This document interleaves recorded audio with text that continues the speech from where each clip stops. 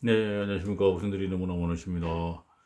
예, 이제 그 원소 별 11개 중에서 19번째 칼륨, 이거는 포타시움으로 되어 있는데, 칼륨만 보시겠습니다. 보시면, 예, 동위치화 존재비 보시면요. 여기 보시면, 93점, 거의 100%가 전부 다 39K지 않습니까? 그러면 19번이니까 칼륨, 남바 19번이니까 원래는 핵 속에 보시면 플러스 19개, 그 다음에 중성자 보통 똑같으니까 이렇게 있지 않습니까? 그럼 38이잖아요. 근데 39가 대부분이니까 중성자가 하나 더 많은 거죠. 그래서 이거는 중성자가 20개짜리입니다. 그 다음에 K2 두 마리 들어가고요. 그 다음에 L8 8마리 들어가고 10개 들어가고 나머지 M 9마리 이렇게 보면 되죠. 이렇게 해서 이렇게 되어 있는데 여기 보시면 S1이 하나 되어 있잖아요. 그러면 M9가 아니고요. 원래 이렇게 가야 되는데 S 하나 붙었다는 얘기는 M8로 갑니다. 하나 더 줄이고요. M8 줄이고 그 다음에 하나 더 만듭니다. KLMN 해가지고 하나. 그래서 S 가게 한 마리. 그래서 한 마리. 자, 한 마리니까 금속이죠. 최약전자 한 개, 두 개는 금속이니까요. 금속. 세 개, 네 개는 반도체. 반금속, 반도체. 이렇게 말씀드렸죠. 반금속 또는 반도체. 이렇게 말씀드렸고, 얘는 도체. 그 다섯 개 이상 되면 비금속이고 부도체죠. 부도체. 이렇게. 이런 개념으로 좀 보시면 될 것 같습니다. 자, 그 다음에 융점은 63도로 났습니다. 자, 칼륨 보시면 화합물은 나트륨 화합물과 함께 옛날부터 창조해왔던 화합물이지만요. 19 초반까지는 단일 원소로 얻지 않았고요. 1807의 인국의 대비가 수산화 칼륨 KOH를 전기분해해서 처음으로 금속 칼륨에 분리해서 성공했다 이렇게 했습니다. 전기분해로 채취된 금속 원소이고요.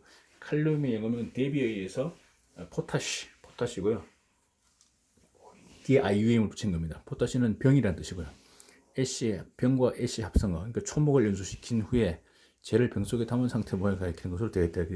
한때는 탄산 칼륨 K2CO3를 의미하는 시도 있었지만 최종적으로는 원소명으로 사용되게 되었고요. 칼륨의 발견 이후 새롭게 발견된 원소의 명칭은 의미를 IUM을 붙이는 습관이 장착되었다.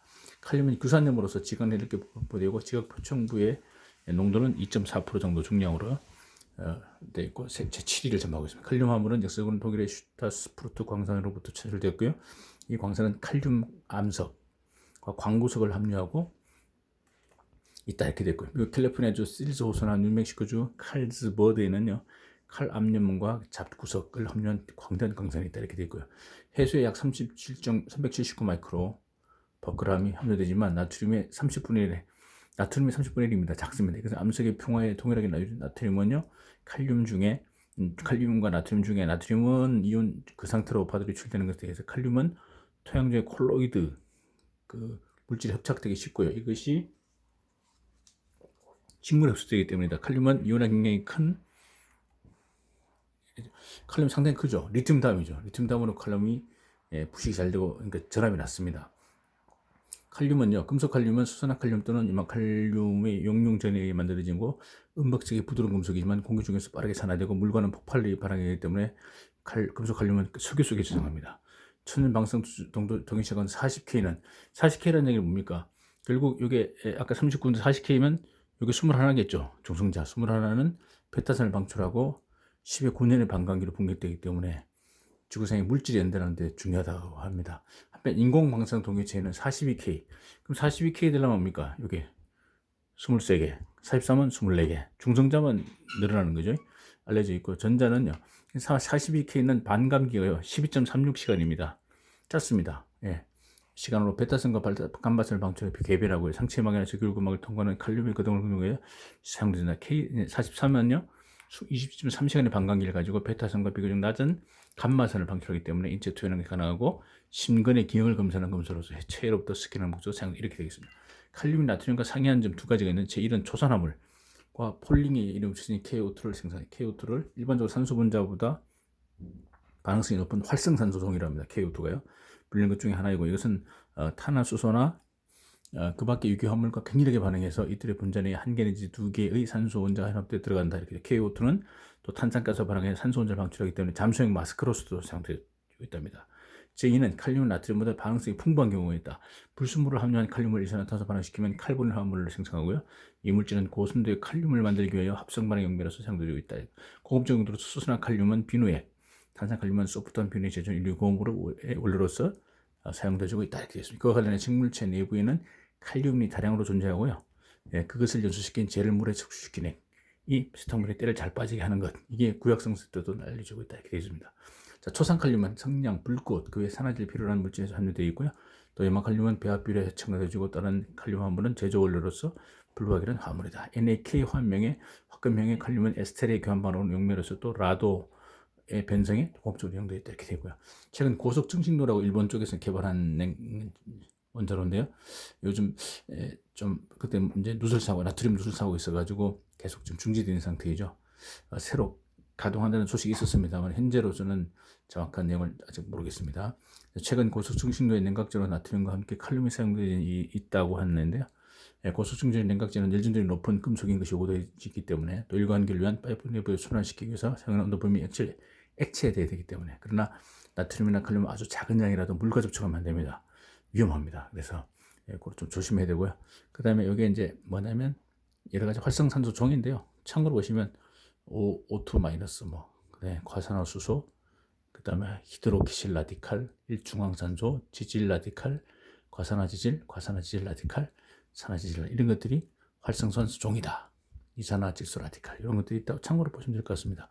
자, 동물의 체내에 칼륨 존재하는 것을 처음으로 발견한 것은 코펜하겐의 아빌리아드입니다. 1798년의 일이었고요. 그는 말의 혈액에 초산을 가하여 초석으로서 정제했고요. 현재는 체중 70g 이상의 약 140g의 칼륨 존재하는 것이 명확해져 생물에 있어서 필수 원소입니다. 사람의 근육에는 16,000ppm, 혈액에는 2,100ppm 함유되어 가지고요. 일반적인 사람 하루에 식물로부터 1.44g의 칼륨을 섭취하고 있다고 했습니다.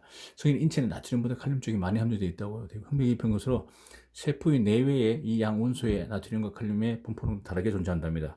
예를 들면 배양된 필라 세포, 여기서는 이제 여성의 이름에 요리한 작은 경구번호 초치한 세포이고요.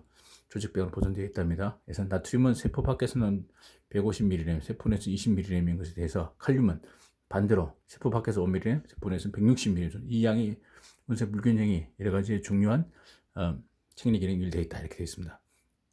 칼륨의 생리작용은 너무나 다종다양하기 때문에 한마디로 표현하지 못하지만 많은 단백질의 합성, 세포 내외 수분의 운송, 생육질환 여러 가지 신호의 전달 등에 관여되어 있다. 예를 들면 배양세포계에서 세포 외액 중에 칼륨을 50%만 루비디움 이온으로 치환되어도 세포 단백질 합성이 아무런 영향이 없지만 100% 루비디움으로 가면 세포 내 칼륨은 정상시에 20%로 되고 단백질 합성 현저하게 저된다. 이렇게 되어 있습니다. 그 다음에 식물 중에 칼륨이 장으로부터 빠르게 흡수되고요. 과잉의 칼륨은 신장으로 배설되어집니다. 초산칼륨이 이날부터 이뇨제로서 오줌으로 그 이유는 칼륨이 신장으로 배설되는 것과 동반하여 침투압의 관계로 꽤 많은 양의 수분을 배설하기 때문이다. 체내에서 칼륨이 결핍되어지는 것은 거의 없지만 저칼륨증은 경련한 철사나 구토, 구정마비, 호흡장애 그리고 부증명이 나타나는지 심전도가 이상하게 나타나는 것이 알려져 있습니다. 한편 고칼륨 혐증이 생기면 부신, 피질 기능 불완전, 요독증이나 요로 폐쇄가 되기도 하고요. 심장 기능이 저하되는 경우도 있다. 신장이 정상적으로 기능하려면 고칼륨 혈증으로 되는 경우도 없다. 그런 경우는 없다. 염화칼륨은 칼륨이 결핍됐을 때 이것을 보급하는 목적으로 이용되어지는 것이다. 경우도 있다. 이렇게 되고요. 신장이 정상적으로 기능을 하면요. 기능하면 고칼륨 혈증의 경우는 없다고 되어 있고요. 염화칼륨은 칼륨이 결핍됐을 때 이용되어지는 것 외에 링거액 1리터 중에 나트륨 8.0, 염화칼륨, 염화칼슘을 함유한 구성성분의 인후에서 이용되어지고 있다. 이렇게 되어 있습니다. 이상 이렇게 해서 칼륨에 대해서 말씀을 드렸습니다. 네, 감사합니다.